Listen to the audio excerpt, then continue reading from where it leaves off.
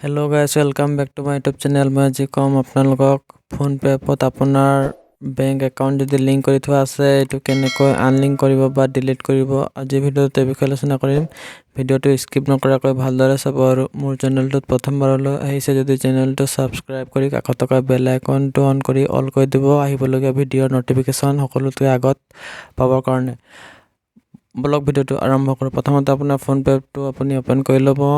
তাৰপিছত left cider चुकरे सीनटो साइनटोत अपनी click कर দিব। क्लिक करार पिছত এই পেজটো ওপেন হয়। ইয়াত দেখিবলৈ পাব মোৰ ইয়াত দুটা বেংক একাউণ্ট এড হৈ আছে। মই মোৰ পাঞ্জাব নেশ্যনেল বেংক আছে এইটো আনলিংক কৰিম। ইয়াতে ক্লিক কৰিলে আপোনালোকে মানে আপোনাৰ বেংক একাউণ্টটো যোনটো আনলিংক কৰিব বিচাৰিছে তাৰপিছত তলফালে আহিব। আপোনালোকে তলফালে আহি পেলাই ইয়াত চাবলৈ পাব আনলিংক একাউণ্ট বেংক একাউণ্ট এনেকৈ দিয়া আছে। ইয়াতে ক্লিক কৰি দিব। ক্লিক কৰাৰ পিছত আনলিংক দিয়া আছে। আনলিংকত আপুনি ক্লিক কৰিব। ক্লিক কৰাৰ পিছত আপোনাৰ বেংক একাউণ্টটো আনলিংক হৈ যাব, মানে ডিলিট হৈ গ'ল।